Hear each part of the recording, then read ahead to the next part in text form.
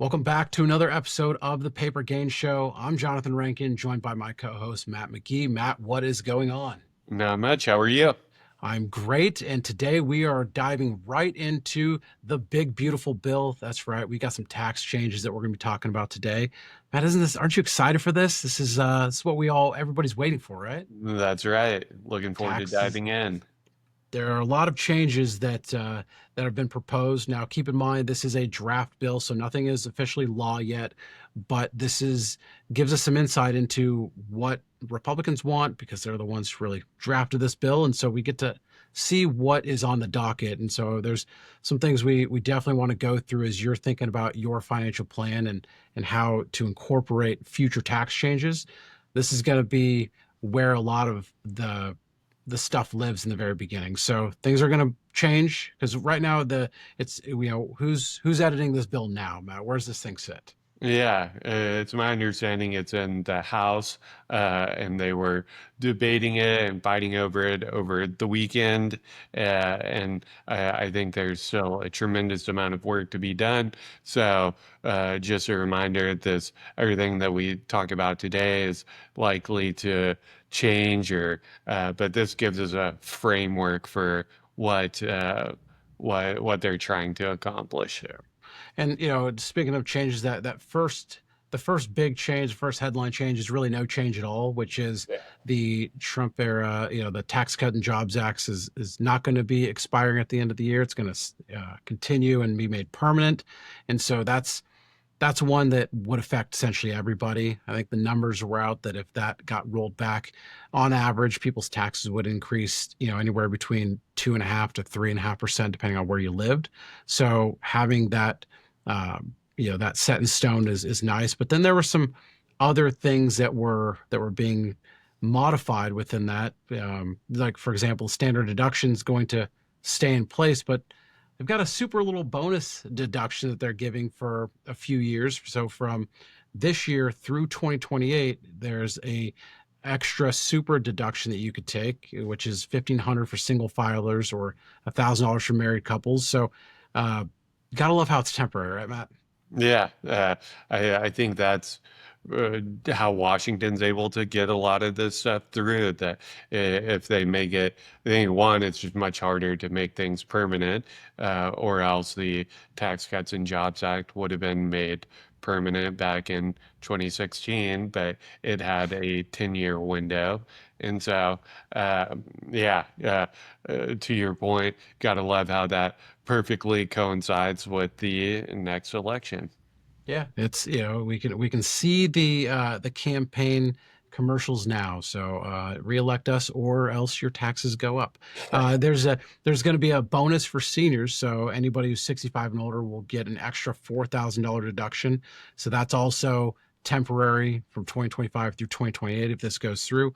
However, if you earn over 150,000 if you're married or 75,000 if you're single, then that's going to go away. So there's some caps to that, but it's an extra deduction that you could take if you're a senior. And I when I saw this, man, I don't know about you, but the first thing I thought was that this has got to be in lieu of the no tax on Social Security, and we'll get some of the other changes with no tax on tips in a bit, but the no tax on Social Security was part of that campaign trail that we didn't see any follow through in this bill at least. So Yeah.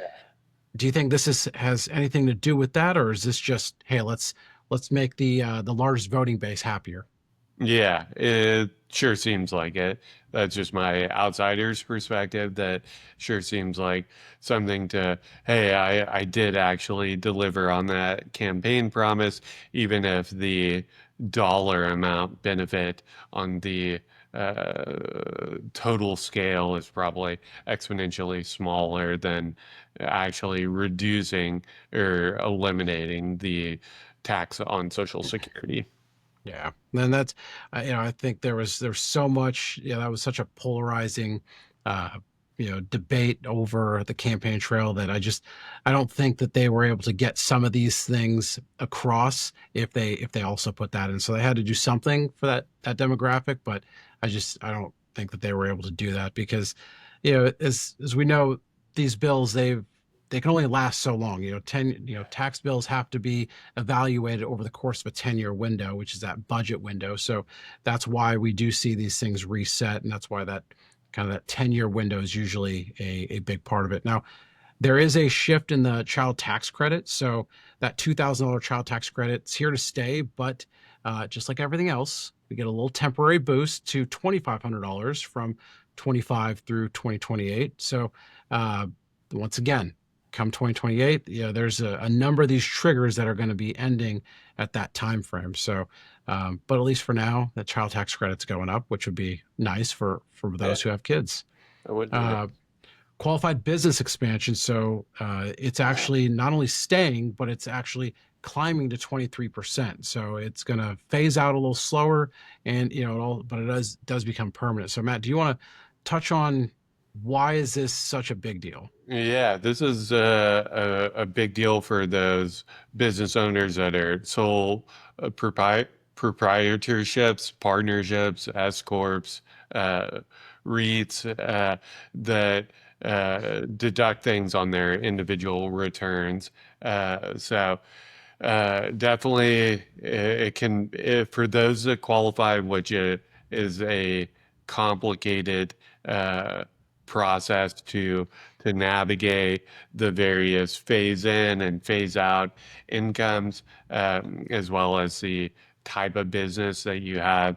So contact a CPA first and foremost. That is beyond our kind of expertise, but we know enough to be dangerous about it, and that people use this to get that 20% deduction that can be extremely helpful to a lot of those small businesses that qualify for it. Absolutely. It's a nice benefit for small business owners out there, but you have to make sure, like you said, that you know how to claim it. Yeah. So this is where working with financial experts is going to be very beneficial. Now that's a lot of stuff on, keeping more of what you make, but there is some things in there about more about what you leave, and that estate tax, is it's jumping to 15 million, and then it's going to start, being indexed with inflation. So it's not a full on repeal back to that higher ceiling as was before, but they did give it a little bit more of a boost there. Yeah, that one is something that always gathers the headlines, and both of us being in wealth management, we talk to clients a lot about. Uh, but in the grand scheme of things, from in the overall of the roughly 5 trillion in taxes that the the IRS collects, uh, I forget the exact percentage, but it's minuscule that of what state taxes actually collect. So I always find that super interesting, mainly because there's just so many planning techniques to uh, get assets to the next generation or charity or and so that's just where proactive planning comes into place, which the vast majority of people do. But obviously, if there's people still paying estate taxes, it's getting some people. And you can always do so much planning, but oftentimes people want to maintain control of those assets or an untimely death or whatever the situation warrants. Absolutely. And then the one that I was wishing that we would see, and we'll get into kind of some of the change that we wish we saw, but AMT still around, still live and kicking. They just it's never going away. Things are going to be more difficult, with AMT always around. Then the mortgage interest deduction, it's still capped at 750,000. Did you think this was going to change? I honestly, come to think of it, I don't think I've seen anything that was saying it was going to change. So I hadn't really thought about it one way or another. Uh, I'd love to see it higher, but that just benefits a certain subset of people that already have a lot of other tax loopholes, if you will. So not super surprising that it keep that one. It'd be nice if it was indexed for inflation, but I don't believe it is. I think the only reason why I was a little shocked to see it at that number was because we know that over the past couple of years, housing's been frozen. I mean, the housing market is just is not thought out yet, and housing is such a big multiplier for the economy with it. Not just purchasing homes, but it's the home renovations, tapping into lines of credit, things like that that kind of spur the entire economy. And you would just think that especially with affordability where it's at, that they would do anything to help out homeowners. I would have thought there would be a little bit more there, but I guess there's other areas that it can Yeah, show up. that makes Um, then we got the salt cap raised to 30,000 or 15,000 separately. So that's been a big one, that I guess people have. You mentioned before that this is where people have been a little bit more contentious on the salt drama. So Yeah, I think high property tax states like your East Coast, West Coast, I would argue Texas has plenty of properties that are costing more than 10,000 in property taxes that are not $1 million homes. Uh, so this is one thing that Republicans and Democrats probably all agree on and kind of hate about the Tax Cuts and Jobs Act is that it reduced the ability to utilize those property taxes as a deduction.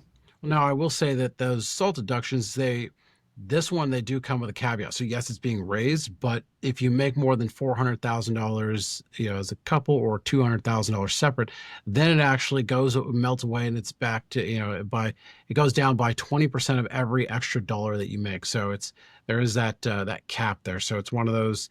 The more you make, then the less you can deduct type of thing. So Yeah.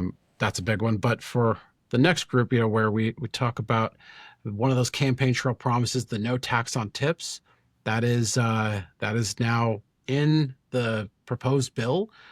But there's some gray area with this one, which I found pretty interesting because the wording of it is that you have to be in a traditional tipping role. So they have to clarify what that is. Like what is, obviously we think of servers, bartenders, things like Yeah. that, but nowadays I feel like the iPad gets turned around everywhere.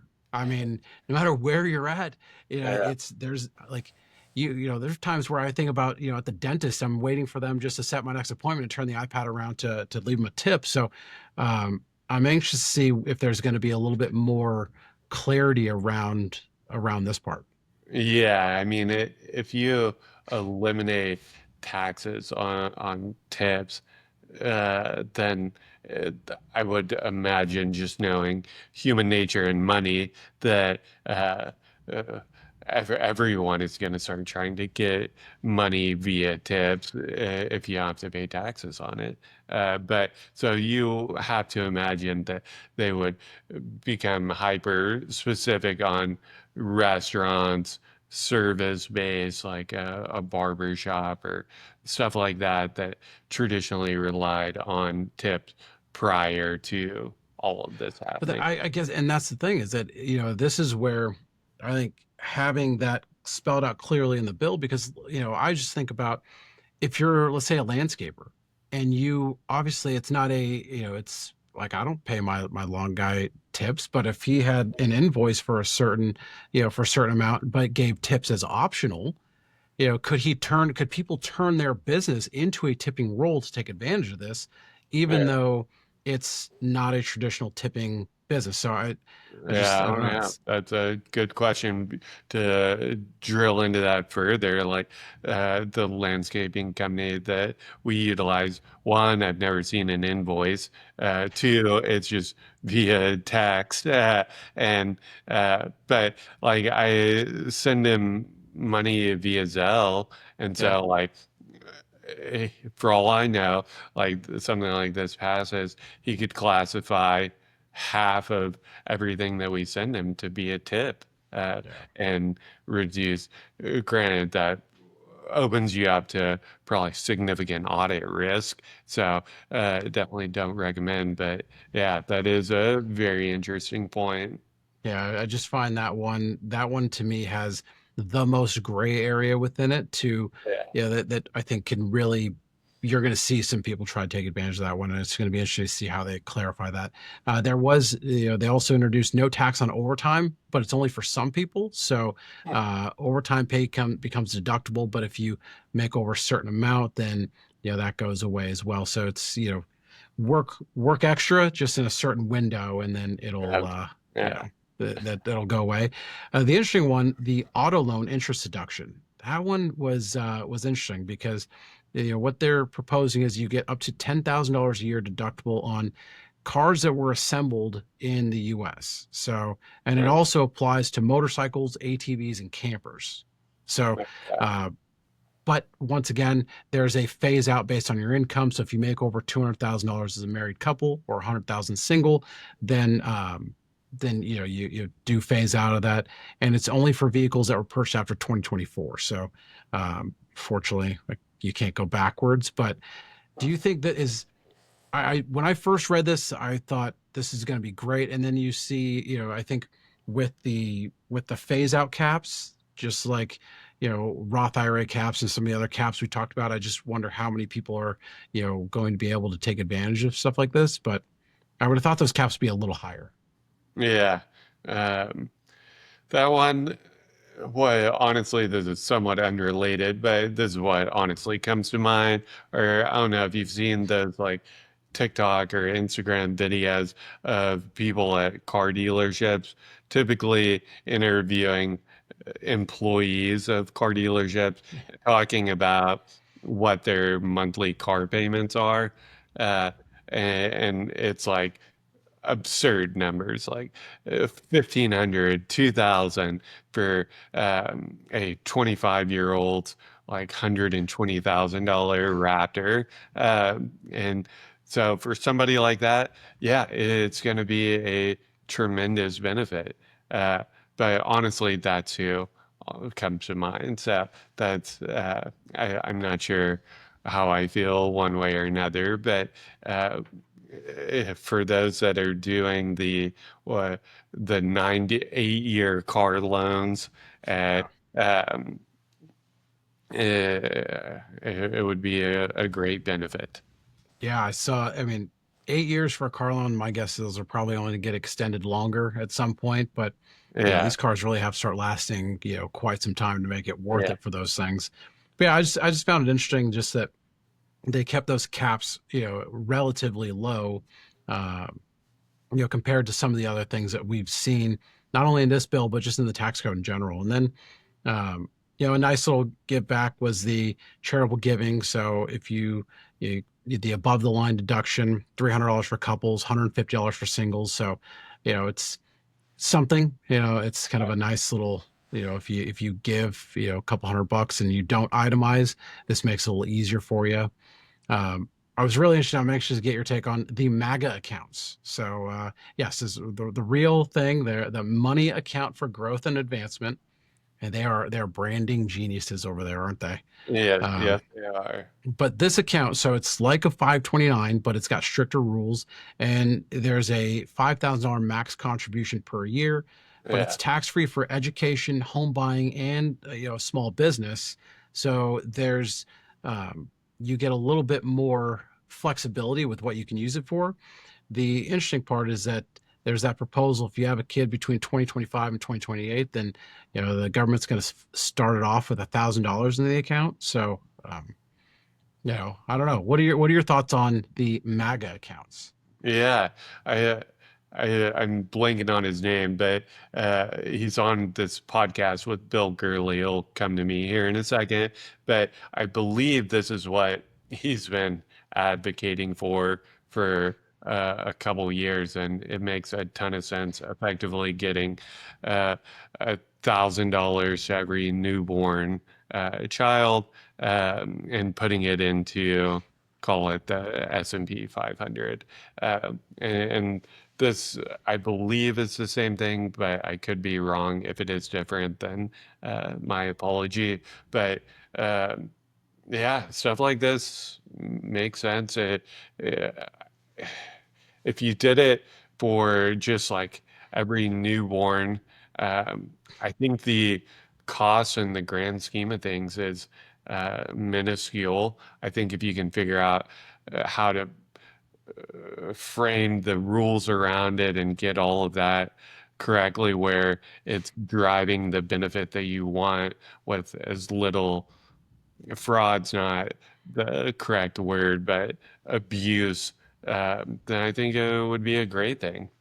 Well, What I find interesting is that, I love the idea of this account because yeah, of the ability to use it for home buying and small businesses. Now there are some changes to 529s that we'll get to in just a second, but I wish that they would, almost, give more flexibility there. Obviously, you can, with any unused 529 plans, it's a secure 2.0, you can roll up to $30,000 over the course of someone's lifetime into a Roth if they don't use the 529.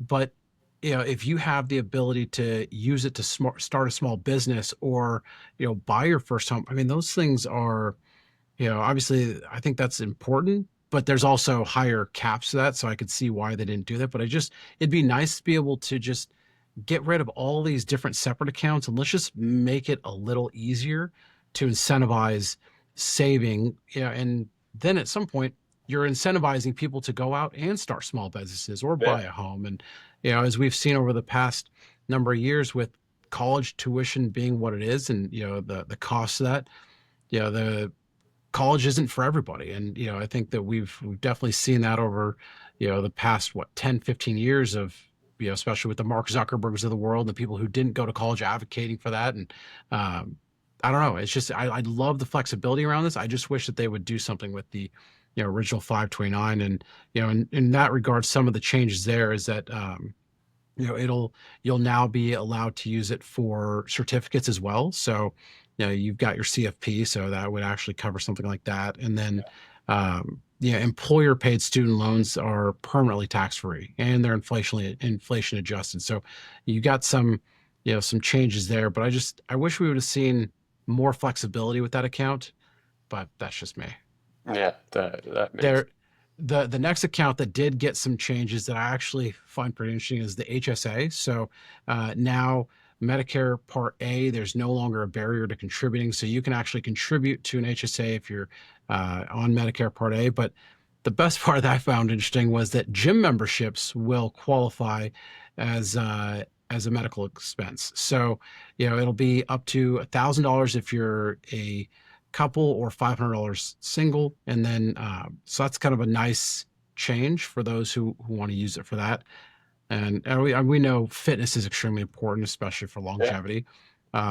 Spouses can add catch-up contributions to the same HSA, so that's kind of nice. And then, even expenses that were you experienced before you open the HSA are actually covered. So if you open the account within 60 days, then you can actually get some of those expenses that you recently experienced within that 60-day period. So just a way to save some of the tax cost on that if you want to work it that way.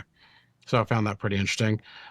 Bonus depreciation, that's back. So that's going to be helpful for those in real estate or yeah. heavy equipment buyers. Um, let's see, what are some of the other big changes here? A Um, lot of the, I don't have all the specifics up in front of me since this one, as all of this is highly technical. But opportunity zones, that's something that at first glance you're like, wow, they're extending it. But I saw a deep dive, and after this guy who does opportunity zone investing, was pretty blown away at how much it actually makes it worse yeah. and not attractive. So I found that to be very fascinating and something I'll continue to watch. Not not something that I don't think either one of us do a ton day to day, but I will say like investors definitely ask about it and it, it comes up at least a couple times a year. Yeah, part of what you're talking about is that new investments between 2027 and 2033 get that huge step up in basis, and it's up to 30% if it's in a rural zone.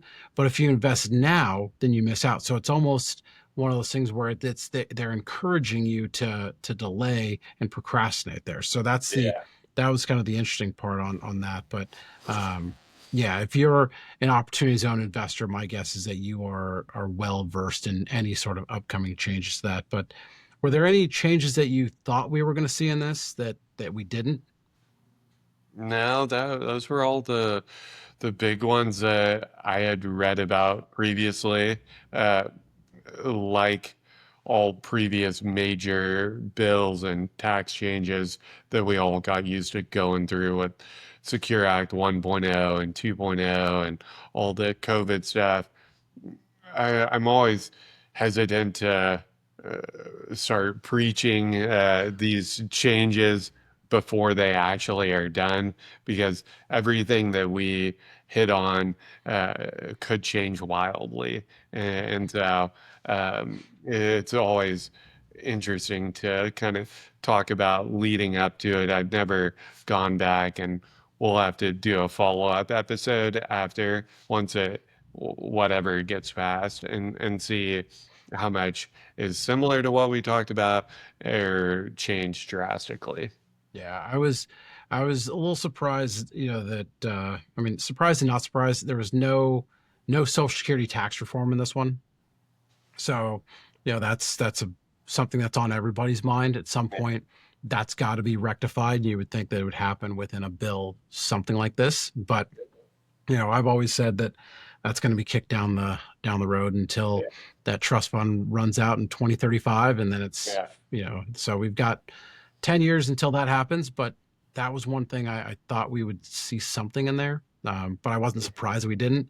The other one is that you know there's no obviously we know which side of the aisle is drafting the bill, so there was no real penalty for the ultra wealthy. There's no, millionaire tax, as you will, as some would say. So that wasn't in there. They didn't touch the step up in basis. So that's a good win for most people that deal with that. And then no changes to any sort of retirement accounts. No updates there. No, they just kind of left those alone, which I'm okay with. But as we Which is talked about, totally so that's not super surprising. Maybe I'm oversimplifying it, but we did just have like two major changes from within the last 4 to 5 years with Secure 1 and 2.0.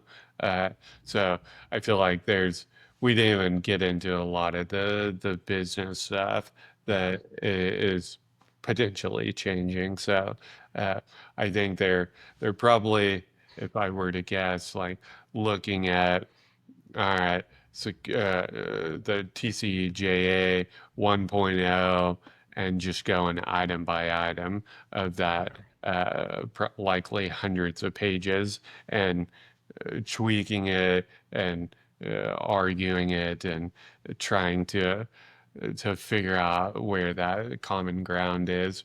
But as we were talking about before, I think this will come down to how much of a deficit is this going to create and how much can be cut from spending and other entitlements that are already in place because I think to get anything done, even Republicans that there's going to have to be some compromises there, even within the Republican Party, from what I'm reading.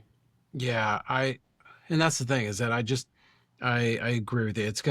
There's got to be some give and take. At some point they've got to reduce spending somewhere, and and that's where I just wonder if this is, where the tariffs come into play to help offset some of that. But this is why I'm not in politics, because it Yeah, seems like me they've got either. a lot of negotiations, to figure this out, and hopefully we get something that benefits, at least, especially our clients, but everybody that's listening to this, that just wants to make sure you're paying less in taxes. And I just don't know how, with defense and then the Social Security and entitlement programs just taking up such a big portion of the budget. I mean, Doge can only cut so much. There's only so much that you can cut without touching those. That at some point reform has to happen with those, and I guess that's the reason why I was just a little shocked that we didn't see any tweaks yet to Social Security.